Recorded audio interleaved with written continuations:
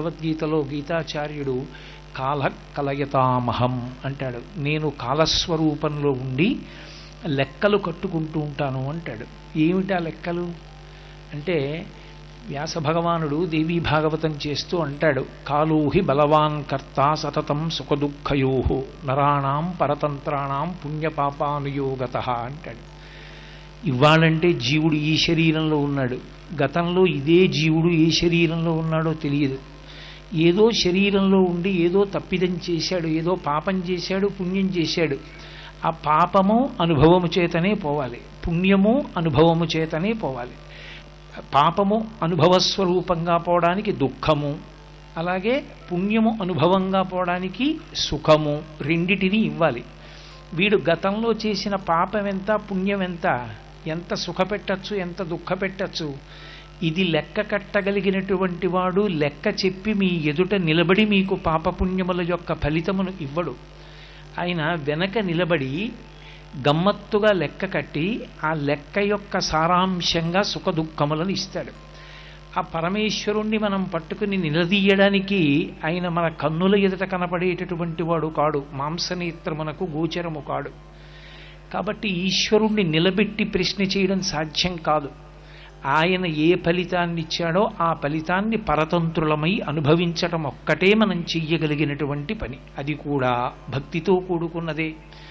ఒక దుఃఖం వచ్చిందనుకోండి, నాకు భగవంతుడు దుఃఖం ఇచ్చాడని బాధపడకుండా, నేను ఏ జన్మలోనో ఏదో పాపం చేసి ఉంటాను, దానికి ఇప్పుడు దుఃఖం ఇచ్చాడు, ఈశ్వర ఇప్పుడు దుఃఖం ఎంత బాధాకరమో తెలుసుకున్నాను కాబట్టి దుఃఖమునకు కారణమైన పాపము నా చేత చేయబడకుండుగాక, కాబట్టి నాకు ధర్మమునందు పూనిక కలుగుగాక అని భగవంతుడికి నమస్కరించగలిగినటువంటి ప్రజ్ఞ అంకురించడం నిజమైనటువంటి పరిణితి కలిగినటువంటి భక్తిని పొంది ఉండడం.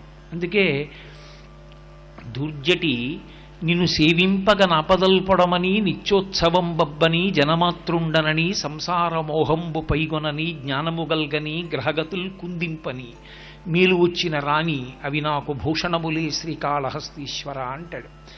అలా ఉండగలిగినటువంటి పరిణతి ఈశ్వరుని యొక్క కృపచేత మాత్రమే సంభవం అవుతుంది. అటువంటి కాలము పరమ బలవత్తరమైనటువంటి స్వరూపం, అది ఈశ్వర స్వరూపంగా ఉండి ఈ సుఖ దుఃఖముల రూపంలో పాపపుణ్యములను అనుభవింపచేసి దాని వలన కంటికి కనపడనటువంటి ఈశ్వరుని యొక్క ప్రజ్ఞని గుర్తిరిగి ఆయన పాదముల యందు నిరతిశయమైనటువంటి భక్తిని పెంపొందింపచేసుకోగలిగి కృతార్థుడు కాగలిగినటువంటి వ్యక్తి ధన్యాత్ముడు. అందుచేతనే మనకి కాలాన్ని విభాగం చేశారు ఋషులు. అది ఋషుల యొక్క దార్శనికత. అందుకే పుట్టుకతోనే ఋషికి రుణపడిపోయాం మనం. ఋషి రుణం తీరాలి అంటే ఋషిప్రోక్తమైనటువంటి వాంగ్మయాన్ని చదువుకోవాలి. కనీసంలో కనీసం నాకు చదువుకోవడం రాదండి అన్న ఇంట్లో శ్రీరామాయణాది గ్రంథములు ఉండాలి. నువ్వు చదవలేకపోయినా కనీసం ఒక్క పువ్వు ఆ పుస్తకం మీద వెయ్యగలగాలి. అవి చదవని నాడు ఋషి రుణం తీరదు. ఆ ఋషి కాలాన్ని విభాగం చేశాడు. విభాగం చేసి ఏ సమయమునందు మనం పరమేశ్వరానుగ్రహం పొందడానికి కాలము మనకి యోగ్యమైన రీతిలో ఉంటుందో నిర్ణయం చేశాడు. అందుకే దక్షిణాయనము ఉత్తరాయణము ఎప్పుడైనా సరే నడక అన్నది కుంటి నడక కాకుండా ఉండాలంటే రెండు కాళ్ళ మీద నడవాలి. రెండు కాళ్ళ మీద నడిచినట్టే కాలము కూడా ఒక సంవత్సరాన్ని ప్రమాణంగా తీసుకున్నప్పుడు ఉత్తరాయణము దక్షిణాయనము అనబడేటటువంటి పేర్లతో రెండు కాళ్లతో నడుస్తుంది. ఇందులో దక్షిణాయన పుణ్యకాలం, ఉత్తరాయణ పుణ్యకాలం అంటాం. యథార్థంగా పరిశీలనం చేస్తే దక్షిణాయనం తక్కువని ఉత్తరాయణం ఎక్కువని భావన చేయకూడదు. శంకరాచార్యుల వారు బ్రహ్మసూత్ర భాష్యం చేస్తూ దక్షిణాయనం అనేటటువంటి మాటకు ఉండేటటువంటి అర్థం ఏమిటో వ్యాఖ్యానం చేశారు.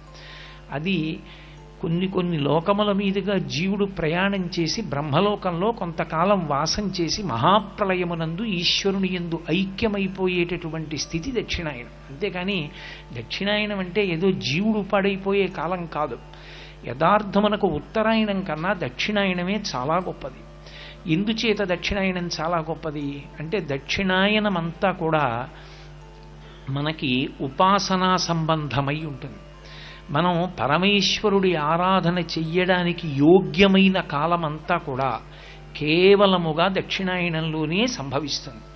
ఉత్తరాయణ పుణ్యకాలంలో నిజానికి దక్షిణాయన పుణ్యకాలంలో వచ్చినన్ని గొప్ప తిథులు రావు. అందుకే ఉపాసన అంతా దక్షిణాయనం. కాబట్టి దక్షిణాయనం అంతా ఉపాసనా కాలం.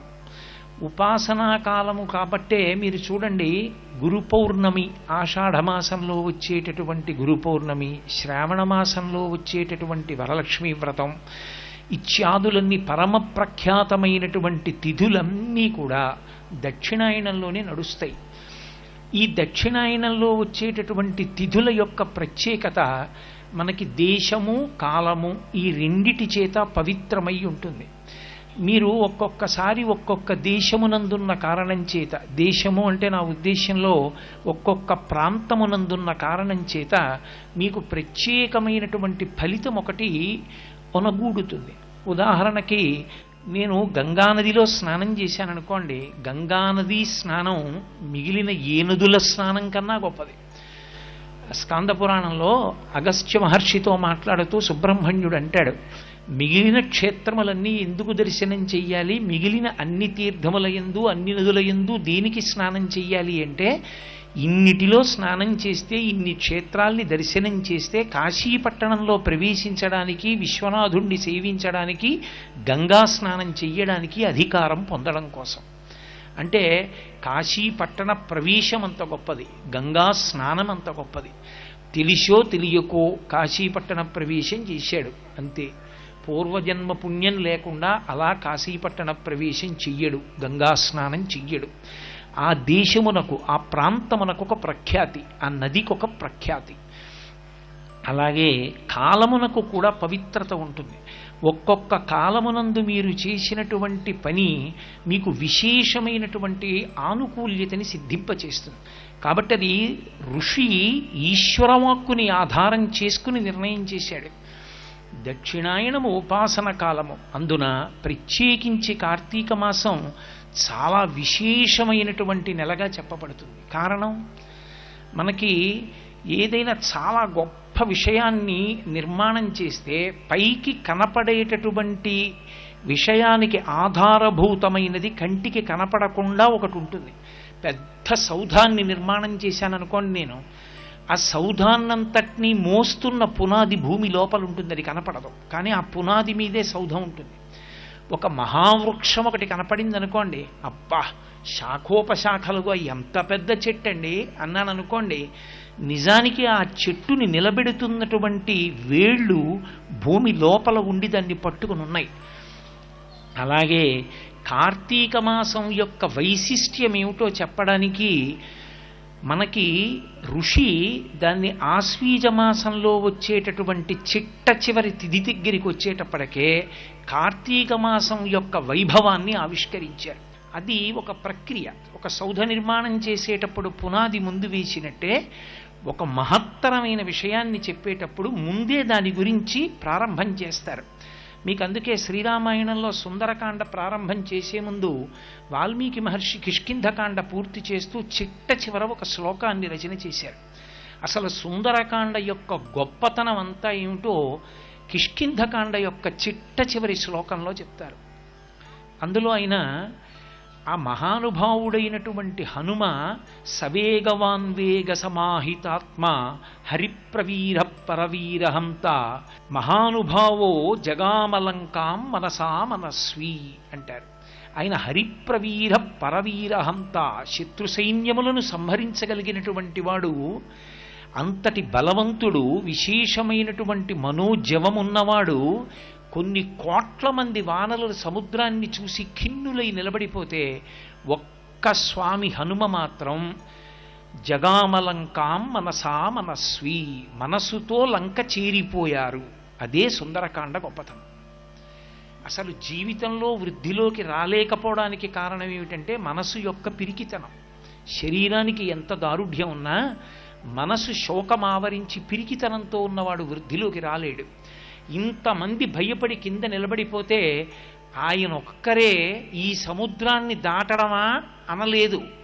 ఆయన సవేగవాన్వేగ సమాహితాత్మ హరిప్రవీర పరవీరహంత మనస్సమాధాయ మహానుభావో జగామలంకాం మనసా మనస్వి మహానుభావో అన్న మాట వేశారు మహర్షి. మహానుభావుడు హనుమ అన్నారు. ఎందుకని? ఇన్ని కోట్ల మంది వెళ్ళలేను దాటలేనన్న సముద్రాన్ని మానసికంగా దాటేశారు. ఉత్సాహం ఆయనది, భయము వీరిది. వీరి బ్రతుకు ఆయన మీద ఆధారపడింది. ఆయనే వీరి జీవితాల్ని నిర్ణయించగలరు. అంతటి మహానుభావుని యొక్క గొప్పతనం చెప్పబడుతున్న కాండ. ఇన్ని విషయాల్ని ఒక్క శ్లోకంలో, కిష్కింధకాండ చివరి శ్లోకంలోకి తీసుకొచ్చి మహర్షి పెట్టి సుందరకాండ ప్రారంభం చేశారు. అంటే సుందరకాండకి పునాది ఎక్కడుంది? కిష్కింధకాండ చివరి శ్లోకంలో ఉంది. కార్తీక మాస వైభవం ఎక్కడుంది? ఆశ్వీజమాసపు చిట్ట చివరి తిథిలో ఉంది. ఆశ్వీజమాసంలో వచ్చేటటువంటి చిట్ట చివరి తిథి ఏది? ఆ తిథి అమావాస్య. అమావాస్య ఎప్పుడు వచ్చినా పితృ సంబంధమైనటువంటి తిథి, దేవతా సంబంధమైన తిథిగా మనం చెప్పం దాన్ని. పైగా ఒక్క దీపావళి అమావాస్యకే వేదాంతంలో ఒక పేరుంది, ప్రేత అమావాస్య అని పేరు దానికి. సర్వం శ్రీ ఉమామహేశ్వర పరబ్రహ్మార్పణమస్తు. స్వస్తి.